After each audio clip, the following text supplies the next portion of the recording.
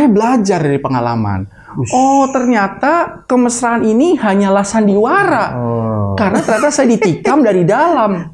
That's the fact. Saya bisa digugat kalau saya bohong ini kan. Politisi itu, saya bilang kalau artis, kalau tidur kan boleh merem begini. Kakak bangun syuting, ya. Kalau politisi tidur tuh harus begini. Mata tuh harus melek satu. Nanti kalau ini capek, Ini satu, penting, pelajaran penting nih. Nggak boleh tidur beneran, harus melek satu.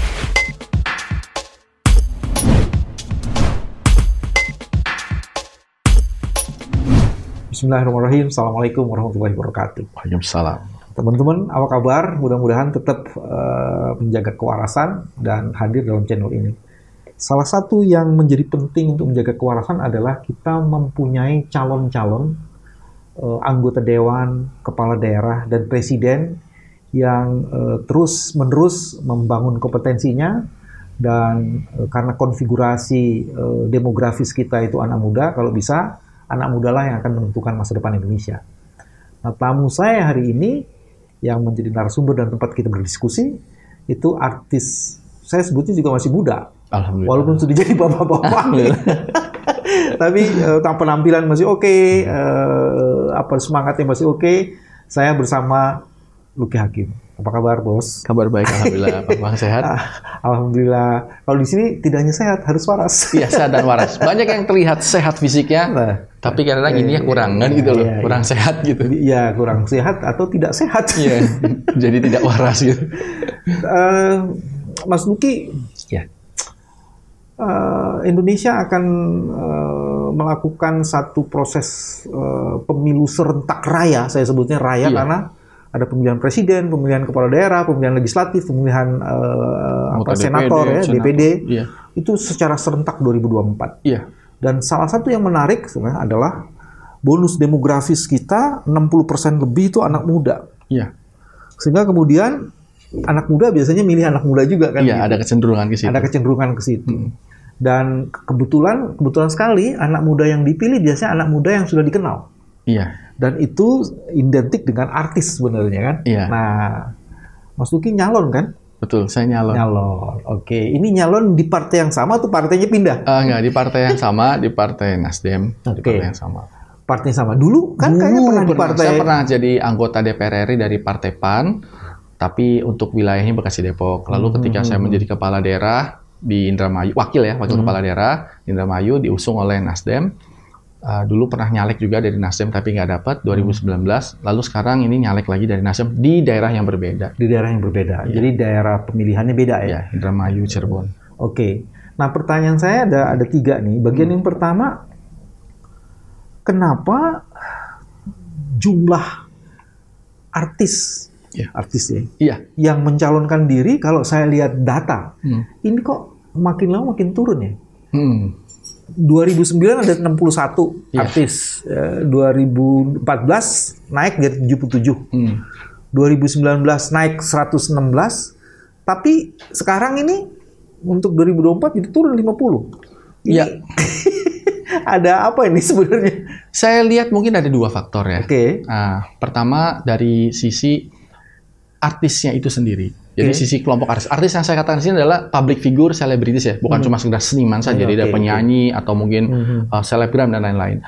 Mereka berkomunikasi satu sama lain. Pengalaman dari 2019, banyak yang masuk ke politik, nyebar, lalu ketika mereka mengalami suka duka di situ. Suka duka, ada yang mereka merasa dimanfaatkan atau merasa ditelantarkan, tidak diperhatikan atau terzolimi dan lain-lain, sehingga itu bertukar pikiran sehingga saat ini menurun. Karena saya tahu banyak artis-artis, selebritis lain yang menghubungin saya. Mas Luki nyalek ya, aku mau nyalek tapi kok... Nah, dia flashback tuh cerita tentang dia, jadi akhirnya dia ragu. Dan dia memberikan referensi yang tidak baik kepada teman-teman artis yang mau nyalek. Jangan deh, di politik mah cuma dimanfaatin doang, jangan kayak aku nih sekarang. Itu banyak cerita seperti itu. Lintas partai. Dalam pengalaman Mas Luki, dimanfaatin atau enggak? Atau bagaimana supaya ada mutual positionnya? Partai itu adalah kendaraan kita untuk pengabdian. Kalau kita punya tujuan. Tapi kalau kita tidak punya tujuan, maka kita nunggang partai, kita tidak punya tujuan. Maka suka-suka partai itu akan bawa kita kemana? Toh kamu tidak punya tujuan apa-apa. Apa goalmu, apa rencanamu kan gitu. Sehingga ketika kita tidak punya tujuan, ya akhirnya partai akan memanfaatkan popularitas yang dimiliki oleh selebriti itu. Jadi syarat pertama bukan sekedar mau nyalek atau mau jadi politisi biasa saja, kita harus punya the ultimate goal-nya ya. Kamu ngapain sih ke politik? Kamu kalau mau cari uang, saya rasa lebih mudah di dunia hiburan. Lebih mudah ya. Kalau lebih banyak itu relatif kan gitu. Di politik juga tidak bisa banyak kalau misalnya memang kamu cari uang di politik, or kamu menjadi koruptor kan gitu. Oh gitu. Jadi tips pertama kalau mau jadi politisi muda, terutama dari kalangan artis, satu, tetapkan tujuan dulu. Tetapkan tujuan. Mau ngapain? Atau cuma mau belajar? Bisa juga belajar sambil otodidak ya. Belajar sambil jalan gitu. Saya belajar di dunia politik tapi pakainya kendaraan belajarnya adalah nyalek. Di situ dia akan belajar banyak tuh. Dinamika politiknya, terus pressure-nya, terus intrik-intriknya dan suka dukanya lah gitu. Sehingga ketika sudah belajar akhirnya dia bisa juga akhirnya enggak deh kayaknya saya enggak. Kalau Mas Luki sendiri proses untuk menjadinya itu? Saya dari tahun 2010 bergabung di partai waktu itu. Umur berapa pada saat itu ya? 2010 itu berarti saya umur 31 lah. 31? Oh, masih relatif muda banget itu ya? 31. Lalu saya ikut pilkada tuh, umur 32. Kota Bekasi. Calon wakil wali kota. Dan itu saya terkaget-kaget dengan segala pressure yang ada. Dan dunianya begitu berubah. Mungkin saya ceritakan sedikit step-stepnya. Artinya awal-awal ketika kita masuk ke partai politik itu cenderung akan ada kebosanan. Kan belum ada pertarungan, belum ada election kan. Join, datang kumpul besok. Begitu datang nanti ketua umum datang kita yel-yel, nyanyi, mars, apa semuanya.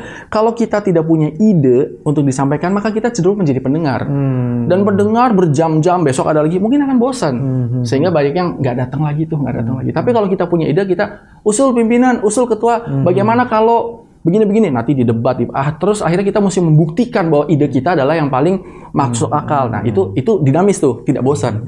Setelah itu, seleksi internal untuk kompetisi eksternal. Misalnya akan ada pemilihan wali kota, pemilihan gubernur, dan lain-lain, maka kita ada seleksi internal. Baik kader yang memang dari kalangan teknokrat, dari artis, dari kalangan birokrat, atau bukan birokrat ya, politisi. Internal kompetisi terjadi. Kompetisi. Setelah kita menang, di internal baru kita dicalonkan.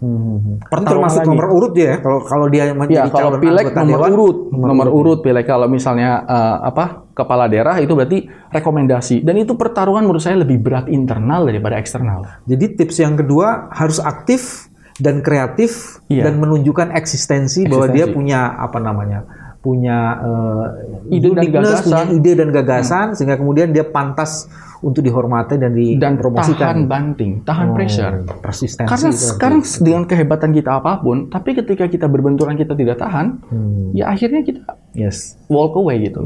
Iya. Artinya di situ selain kreativitas juga perlu persistensi ya. Karena di awal-awal tuh sangat membosankan. Jadi kemudian kita harus tahan. Istiqomahnya istiqomah seperti itu. Apalagi yang mesti diperhatikan untuk teman-teman muda dari kalangan artis terutama yang mau jadi partai? Kita mesti tahu, artinya kalau seandainya memang kita ini punya tujuan yang jelas, maka kita mesti memastikan bahwa partai ini akan saya pakai tunggangan untuk pengabdian. Sehingga siapapun yang mencoba menghalangi ya kita sikat, karena menghalangi kita untuk mengabdi. Terjun ke politik itu adalah ambil bagian daripada pengabdian. Nah, jadi jangan mau misalnya ada pemilihan ketua, saya mau jadi ketua. Misalnya kalau enggak kita minta orang, kamu tunjuk saya gitu. Terus ketika ada yang lebih senior, nggak masalah, senior itu hanya umur. Tapi kita fight. Nah, ada kadang-kadang yang nggak tahan sampai akhirnya, ya udahlah. Nah, di situ kita nggak punya daya tempur. Terus yang kedua adalah bahwa kalau memang kita belum nyampe ke situ, kita masih hanya sekedar ngikutin alur, kita harus sadar bahwa kita itu dimanfaatkan oleh partai. Jadi kalau kita sadar, maka tidak apa-apa. Popularitas saya itu digunakan oleh partai untuk itu. Tapi kalau yang nggak sadar kan kasihan. Jadi nanti akhirnya dia sakit hati. Ternyata saya cuma dimanfaatkan, misalnya seperti pilkada dijadikan wakil, direkrut untuk mencari suara, begitu terpilih disingkirkan, dizolimi. Itu kan artinya, artinya kan bahwa ini lagi ngomongin pengalaman sendiri kayaknya. Tapi begini, Saya tahu resikonya itu. Jadi dari awal udah menghitung resiko itu. Sudah tahu resikonya itu. Jadi ketika itu terjadi, saya no hard feeling. Nggak sakit hati gitu ya. Tidak ada ruangan pribadi bagi saya di politik. Itu ada resiko yang memang sudah dihitung ya. Bupati Indramayu saat ini adalah lawan politik saya, tapi bukan musuh pribadi saya. Saya sama dia tetap berteman, tetap WhatsApp. Salam hormat, saya mendoakan. Tapi dia lawan politik saya, jadi tidak ada ruang pribadi. Gitu. Itu yang menarik. Ada salah satu calon presiden kan mengatakan, lawan itu bukan musuh. Saya perlu lawan bertanding untuk meningkatkan level knowledge saya dan kompetensi saya. Karena nggak musuhan gitu. Apa yang mau dimusuhin? Tapi kalau misalnya lawan politik, betul, kamu di partai yang berbeda. Kita kan kompetisi di sini, strategi, adu gagasan, adu strategi, dan lain-lain. Tapi election selesai, ya sudah. Yang di kita itu masih campur baur kadang-kadang. Iya, itu masih terlalu baper. Lawan terus dianggap musuh. Sudah gitu habis-habisan kan. Baper banget. Ini ada data yang menarik nih Mas Luki. Nanti saya mau cek dengan teman-teman. Di 2009 dari 61 jumlah caleg artis yang jadi cuma 19. Iya. Dan itu angkanya menurut saya menarik, 31%. Iya.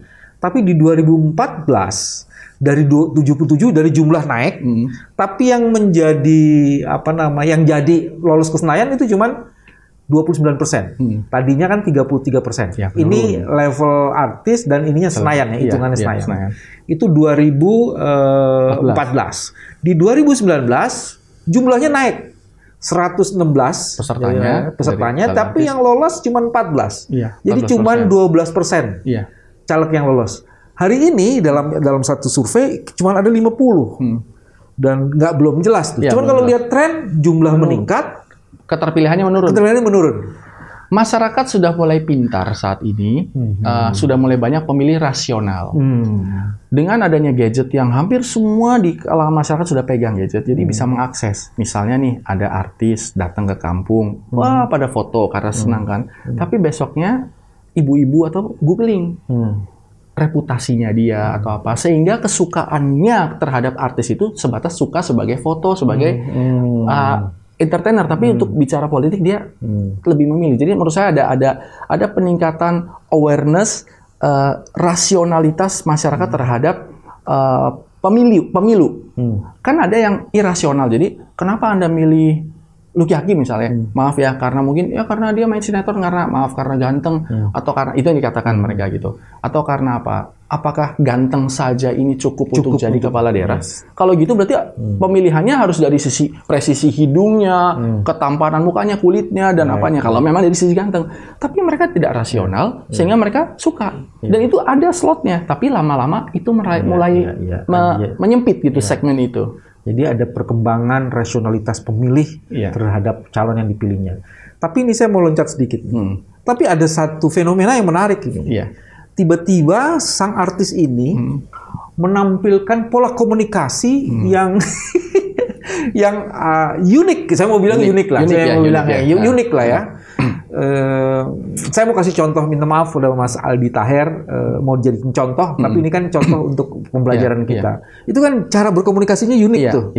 Ini dalam rangka sebenarnya dia tahu bahwa pemilihnya dia rasional, nah dia harus menjadi unik supaya kemudian dia banyak dikenal satu, tapi kemudian kayaknya orang ini oke juga nih untuk membuat warna politik menjadi berbeda. Itu gimana tuh? Aldi Taher itu teman saya lancar komunikasi sama dia juga. Sebelum Aldi Taher mungkin terdaftar sebagai caleg, dia sudah punya keunikan itu. Dulunya kayaknya nggak seunik itu. Iya, dulu tuh tidak unik. Aldi Taher itu pemain sinetron, tampan lah, apa semua. Terus tiba-tiba satu momen tertentu Aldi Taher kok banyak melakukan gebrakan-gebrakan yang out of the box, konyol, siap dihujat. Tapi konsisten. Nah, saya tuh ini cerdas ini orang kan gitu. Artinya dari sisi entertainment dia ngambil satu segmen. Dari sisi entertainment dia cerdas. Dari sisi entertainment dia ngambil satu segmen itu. Segmen itu yang memang ternyata masih belum banyak orangnya. Setelah diambil, lalu dia menggunakan ini untuk terjun ke politik. Itu hak. Semua orang punya hak untuk berkonstitusi lah gitu. Lalu di sini apakah Aldi Taher terpilih atau tidak? Kita wallahu alam ya. Tapi kalau saya analisa, mungkin akan ada yang milih Aldi Taher. Kan ada yang bilang bahwa kalau Aldi Taher jadi DPR, gimana nasib Senayan, bisa kacau balau? Bisa jadi ada orang yang berpikir kalau Aldi Taher kepilih bisa kacau. Ini orang berpikir itu, tapi biarin deh, biar kita kacauin Senayan. Kalau kita lihat kan, kita lihat dari konten-konten tentang DPR tentang apa kan banyak orang yang menghujat DPR itu banyak. Biar tambah lucu sekalian gitu. Jadi akhirnya kita kirim Aldi Taher ke Senayan supaya bikin kisruh di sana. Ini kata-kata orang ya. Dan itu banyak. Dan saya lihat bahwa Aldi itu cukup cerdas. Karena untuk bisa berbuat seperti Aldi itu nggak bisa kalau dia nggak cerdas. Orang bodoh tidak bisa berbuat seperti yang Aldi Taher lakukan. Jadi itu punya segmen. Nah, tergantung kita lihat apakah segmen yang suka sama Aldi Taher ini cukup mau datang ke TPS untuk nyoblos dia. Kan itu bisa transformasi tidak antara kesukaan terhadap Aldi Taher, suka dengan keunikannya menjadi suara voting gitu. Iya. Karena ada yang mulai ngikut-ngikut juga tuh bikin konten kreator di YouTube dengan saya menggunakan istilah tapi tidak ingin menghina istilahnya selengean kayak gitu. Tapi sebenarnya itu cara komunikasi yang menarik sebenarnya, yang unik ya. Betul. Cuman akhirnya ketika dia adalah followers, pengikut, biasanya the first one, pioneer tidak original. Ya, tidak original ya. Nanti akan dibanding-bandingkan gitu loh. Tapi ya nggak apa-apa. Saya rasa ini open market kok. Ojo dibanding-banding. Iya. Luar biasa demokrasi kita ini bahwa siapapun bisa menjadi apa saja kan gitu. Dengan segala konsekuensi logisnya nanti kan gitu loh. Nah, dalam pengamatannya Mas Luki, kan artis, anak muda, itu kan konfigurasinya tuh dia masuk di partai-partai tertentu kan? Iya. Nah, itu selama ini dalam pandangan Mas Luki, itu gimana tuh?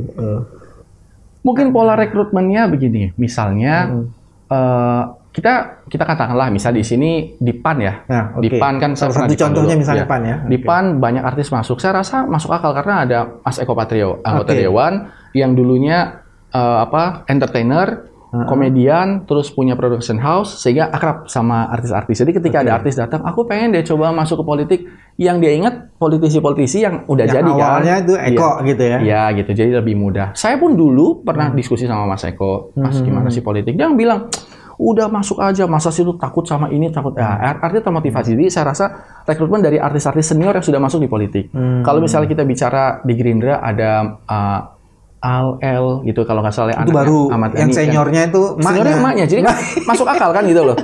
Masuk akal. Jadi bahwa mungkin tanya sama ibunya. Jadi kayak ada begitu. Seperti saya, banyak yang junior di sinetron yang syuting sama saya nanya, "Mas, mau dong kalau jadi dewan gimana sih?" "Oh, terjun ke politik." Jadi saya memberikan gambaran-gambaran sampai akhirnya mereka, "Mas, aku daftar di partaimu deh." Seperti itu. Iya.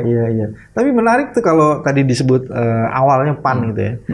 Di PAN tuh kan ada yang senior-senior, satu Eko, kedua Desi Ratnasari, terus ketiga Primus ya. Justisio, terus kemudian kayaknya akan ada nama baru tuh di situ tuh. Ada Uya Kuya gitu kan? Iya, Uya Kuya sama mungkin Pasha Ungu sama ya? Farel ya. Farel ya masih junior ya, Farel ya. Iya, itu Farel yang menarik itu. Tapi juga di partai lain ada, Mas. Misalnya kan Mas Luki di Nasdem. Di Nasdem juga ada beberapa nama juga ya. Ya, ada Coki Sitohang, ada Coki, ada Ramzi, ada Ali Sakib, ada Didi Riyadi. Terus ada siapa lagi ya? Saya rada lupa. Artinya ada penyanyi ya. Reza. Iya. Arta Mevia. Iya. Ada lagi satu penyanyi dangdut. Kristina. Anissa Bahar. Oh iya, Anissa Bahar. Saya sampai lupa sebut. Anissa Bahar ya. Itu di dapil di Jawa. Jawa jadi Tengah. itu dari Coki, di Didi, ada Ramzi. Ada satu saya juga belum kenal, cuma disebut dalamnya Diana Sastra. Oh, itu dari Cirebon. Iya kan, dia kan artis juga. Jadi itu menarik. Sekarang ini pertanyaannya gini, bagaimana kita bisa tahu bahwa seorang artis itu memang dihargai karena kompetensinya, knowledge-nya, experience-nya, dan yang lainnya, dia nih cuma vote getter aja nih. Apa tuh kiatnya untuk mengetahui? Jadi kan belajar di politik bisa, Mas ajarin dong politik seperti apa. Ini junior saya bilang, aduh sebenarnya kamu bisa banyak baca buku, tapi dari pengalaman saya sih sebenarnya di politik itu sebenarnya 90% itu kita mampu bersandiwara. Maksudnya mampu bersandiwara? Itu tadi di politik itu sebenarnya akan sangat elegan ketika kita tuh tidak mungkin pukul-pukulan kan, itu anarkis kan. Tapi kita jelas adalah satu lawan. Kita bayangin aja dalam dunia pemilihan DPR RI misalnya gini, satu dapil itu partai mengeluarkan 6 orang atau 10 orang. Kan nggak mungkin partai itu punya anggota dewan 10 orang. Kan hanya akan terpilih 1. Ini berarti sebenarnya mereka kan kompetitor. Tapi kan nggak boleh pukul-pukulan kan? Harus kita rangkul-merangkul. Jadi waktu merangkul sandiwara gitu? Maksudnya gimana sandiwara dalam konteks saya awalnya berpikir bahwa kita tuh benar-benar untuk menjadikan partai ini besar. Saya lillahi ta'ala pada saat itu. Tapi ketika saya mendapatkan suara terbanyak pada saat itu, waktu itu di PAN. Di PAN ya, bukan kalau nggak salah memang. Di dapilnya itu ya? Iya, di Bekasi Depok. Ini data kan. Saya memperoleh suara 58.000. Vote my name. Lalu partai dapatnya? Partai itu total cuma dapat sekitar 120. Jadi saya setengah suara partai. Setengah suara partai ada di suara saya pribadi. Saya nomor 3 waktu itu. Dan yang nomor 1 waktu itu namanya Intan Fitriana Fauzi. Suaranya cuma 20.000. Karena saya pikir bahwa kita yang penting ini adalah memang benar-benar tulus baik, tapi tiba-tiba saya digugat secara internal. Dan digugat secara internal, dan itu pun ditandatangani oleh Ketua Umum untuk bisa masuk digugat ke Mahkamah Konstitusi. Saya belajar dari pengalaman. Ternyata kemesraan ini hanyalah sandiwara. Karena ternyata saya ditikam dari dalam. That's the fact. Saya bisa digugat kalau saya bohong ini kan. Internal competition-nya sampai sekeras itu. Betul. Jadi saya ajari ke teman-teman artis bahwa wahai artis di partai manapun, apalagi ketika saya dulu pernah berpartai kan, di Partai Amanat Nasional itu fakta kan. Jadi kamu harus waspada. Kamu disayangi iya karena kamu adalah vote getter. Tapi apakah kamu benar-benar akan dihargai untuk disiapkan untuk menjadi dewan? We never know. Karena pengalaman saya pada saat itu, suara saya 58.000 itu digugat oleh 20.000 internal. Jadi dan ketua partainya tanda tangan karena tidak bisa mengantarkan ke Mahkamah Konstitusi tanpa tanda tangan ketua umum partai. Dan saya fight untuk itu. Dan itu pertarungannya panjang. Setelah saya menang untuk itu, lanjut setelah saya menjabat pun tetap digugat lagi. Ada mahkamah partai lah, ada rapat harian. Apa alasannya kalau di mahkamah partai? Saya sudah lupa. Alasannya begini bahwa Luki Hakim melakukan pencurian suara. Saya laporkan ke Polda Metro Jaya. Serius itu? Saya laporkan. Kenapa? Karena saya bukan penyelenggara pemilu. Saya ini peserta. Kalau ada perpindahan suara dari suaranya dia ke suara saya, berarti si penyelenggara pemilu dong yang digugat, jangan saya. Saya kan hanya orang yang ikut. Saya kan peserta. Tapi kan pelaku kejahatan bisa penyelenggara bekerja sama dengan peserta. Karena tidak terbukti. Tidak terbukti. Di Mahkamah Konstitusi kan. Jadi Mahkamah Konstitusi itu yang mengklarified ya. Iya. Jadi karena ada kata suara saya dicuri oleh Luki Hakim, saya gugat. Anda tidak bisa bilang saya pencuri, saya laporkan. Gitu. Itu pencemaran nama baik itu. Pencemaran nama baik. Bukan gugatan, tapi itu pidana. Iya, itu pidana. Gitu loh. Kalau Mahkamah Konstitusi itu urusan konstitusional. Gitu. Terus akhirnya gimana tuh? Akhirnya dia cabut berkas, sama-sama cabut berkas. Gitu. Nah, maksud saya begini. Yang ingin saya katakan adalah bahwa pertarungan itu akan ada terus. Nah, terus Kak, gimana Kak? Junior saya nanya, terus gimana Kak kalau kita tahu kalau kita benar-benar itu didukung oleh partai? Ciri-ciri kalau kita memang disayang oleh partai mau dijadikan nomor. Kita dapat nomor 1 tidak? Nggak bisa Kak, karena nomor 1-nya ada incumbent. Incumbent. Kita nomor 2 tidak? Enggak Kak, karena ada ini. Ada kamu nomor 3. Ya udah kalau gitu berarti udah lupakan. Ciri-cirinya orang disayang sama partai sebenarnya itu udah dapat nomor 1. Ciri-cirinya dia dihargai, lihat dalam komposisi urutan partainya. Terus yang kedua, tetap hati-hati dan waspada. Betul. Politisi itu, saya bilang kalau artis, kalau tidur kan boleh merem begini. Kakak bangun syuting, ya. Kalau politisi tidur tuh harus begini. Mata tuh harus melek satu. Nanti kalau ini capek, ini penting, pelajaran penting nih. Nggak boleh tidur beneran, harus melek satu. Gitu. Iya. Itu dia tidur ayam dong kalau gitu. Karena nggak bisa, karena ketika saya tidur waktu itu, ketika jadi dewan, tidur tiba-tiba ada rapat ketok harian tuh. Saya waktu itu ditugaskan oleh partai untuk pergi ke Papua atau kemana lah gitu, ke Sulawesi. Ada rapat harian yang tidak saya hadiri karena saya tugas oleh partai. Pulang-pulang udah ketok palu. Rapat DPP menyatakan bahwa saya di PAW. Saya berarti kemarin merem. Harusnya saya pergi, badannya mestinya ruh saya harus ditaruh situ kan. Jadi rogo sukmo. Jadi itulah. Jadi memang nggak boleh tidur beneran. Atau taruh apa namanya agent yang jadi kerja. Jadi saya tidak mengutuk kegelapan. Partai Amanat Nasional banyak memberikan pelajaran. Jadi ini juga nggak jelek-jelek amat. Artinya Tidak ada yang absolutely jelek atau murni kebaikan, nggak ada. Ini politik, dan saya tidak menyesali. Saya banyak belajar dari organisasi PAN pada saat itu. Artinya ini hanya dinamika yang saya ceritakan, ini adalah fakta. Dan ini bisa terjadi di partai manapun. Partai memberikan proses pembelajaran dan no hard feeling. Saya sama orang PAN tidak marah, karena itu adalah bagian dari pembelajaran saya. Dan ketika saya berpindah partai, saya belajar banyak. Jadi hati-hati dan waspada. Dan di politik itu bagus, bahwa mengajarkan akidah kita, tauhid kita bagus sekali. Kenapa? Percaya hanya kepada Allah Subhanahu Wa Taala. Yang lainnya jangan dipercaya. Musyrik percaya sama orang lain. Termasuk ketua partai. Ketua partai manusia kan? Masih manusia kan? Jadi itu. Kecuali kalau ketua partai adalah malaikat baru. Jadi artinya jangan gantungkan harapan terlalu besar terhadap manusia. Dan kebetulan orang-orang partai adalah manusia juga. Maka kita di tataran yang kita elegan, kita siap-siap, tidur merem satu, terus no hard feeling. Jangan nangis-nangis. Partai adalah kendaraan. Partai kendaraan. Rumuskan tujuan. Untuk mengabdi. Rumuskan tujuan. Oke. Di sini pentingnya lawyer nih, Lucky. Benar-benar harus sudah siap lawyer. Apalagi yang mesti diperhatikan ya, untuk teman-teman politisi muda, terutama kalangan artis gitu ya, supaya kemudian maksud baiknya itu betul-betul kesampaian dan dia bisa berkiprah untuk kepentingan kemaslahatan, terutama bagi kalangan artis dan khususnya umumnya pada semua masyarakat. Setelah tujuannya, terus keistiqomahannya, ketekunannya, lalu saya anggap juga dia punya tujuan sebagus apapun, kalau tidak terpilih maka tidak akan tercapai. Saya akan membangun Indonesia menjadi emas kalau jadi presiden. Kalau nggak jadi presiden nggak bisa apa-apa kan. Saya akan membuat suara masyarakat lebih terdengar kalau jadi dewan. Maka setelah kita punya tujuan maka pastikan kita jadi. Nah, kalau kita, apakah pasti kita jadi? Tidak ada yang pasti di sini. Kita mesti mempelajari. Jadi, yang paling make sense bagi saya untuk memprediksi kita jadi atau tidak adalah survei. Jangan kedukun, jangan perasaan. Well, kedukun pada laku loh kalau mau pilkada. Surveyor disebut dukun politik sekarang. Iya, betul. Memang ada yang seperti itu. Tapi paling tidak, kita juga jangan terus fanatisme sama satu lembaga survei. Bisa juga kita juga melihat. Artinya kita lihat seberapa sih ke popularitas kita, terus elektabilitas. Karena kita populer, belum tentu kita dipilih.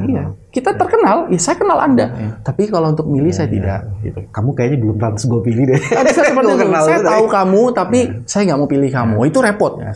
Jadi sebaiknya memang mempunyai internal surveyor yang bisa memastikan sejauh mana popularitas kita dan elektabilitas kita itu bisa memenangkan daerah pemilihan. Ada 3 lagi sobat lu kalau survei ini. Pertama, yang ketiga tuh survei mengenai siapa kompetitor kita. Sehingga kita tahu sebenarnya, basis kekuatan dia di sini, basis itu kan. Terus udah gitu survei satu lagi top mind of the people, the voters, untuk mengetahui sebenarnya masyarakat di situ sebenarnya apa sih yang dia pikirkan, apa yang dipikirkan mengenai kita dan mengenai programnya dia, bukan mau-maunya kita gitu kan. Apa yang mereka harapkan dari kita dan peran apa yang mau kita mainkan di sana gitu. Saya punya pengalaman ketika jadi dewan yang pertama, saya keluar uang sekitar 700 juta. Itu jadi. Lalu yang kedua itu saya keluar uang hampir 4 miliar dan tidak jadi. Nah, coba dijelasin tuh. 700 juta jadi, 400 miliar nggak jadi, itu gimana tuh? Karena pas yang 700 juta jadi itu pada saat itu lawannya tidak sehebat yang kedua. Yang kedua ini waktu itu ada menteri agama Lukman Hakim, ada menteri dari PKB, menteri tenaga kerja waktu itu siapa namanya? Dakhiri. Gitu. Terus ada, jadi di situ orang-orang kompetitornya sangat hard. Padahal waktu itu saya percaya diri bahwa ini jadi nih, karena waktu itu saya coba pakai 700, sekarang 4 miliar nih kan gitu loh. Malah nggak jadi. Nah, saya punya sepupu juga yang saya susah sebutin namanya, nih nggak enak. Jadi pas dia jadi waktu dulu itu sekitar, di googling aja sepupunya Lucky. Dia 9 miliar jadi dewan. 9 miliar jadi dewan. Di tingkat mana tuh? Tingkat RI. DPR RI. DPR RI ya, jadi dewan DPR RI 9M. Lalu yang kedua, setelah dia jadi incumbent, dia keluar uang 30 miliar. Dan jadi.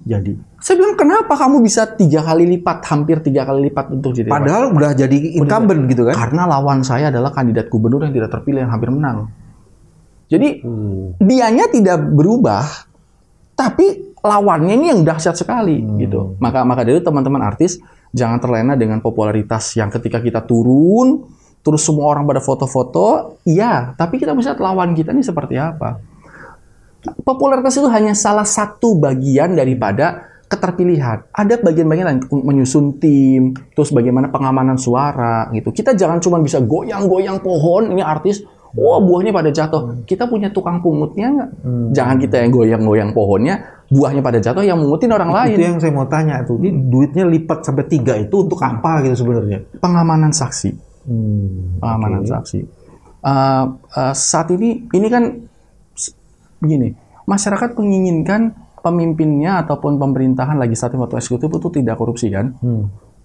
Tapi kos politik itu tinggi sekali. Ada beberapa masyarakat yang mereka memang meminta uang. Pengalaman saya itu mereka meminta uang untuk memilih atau untuk jadi saksi? Untuk memilih. Kalau saksi kan itu kita bayar ya, uang makan. Tapi untuk memilih, bahkan ditarif.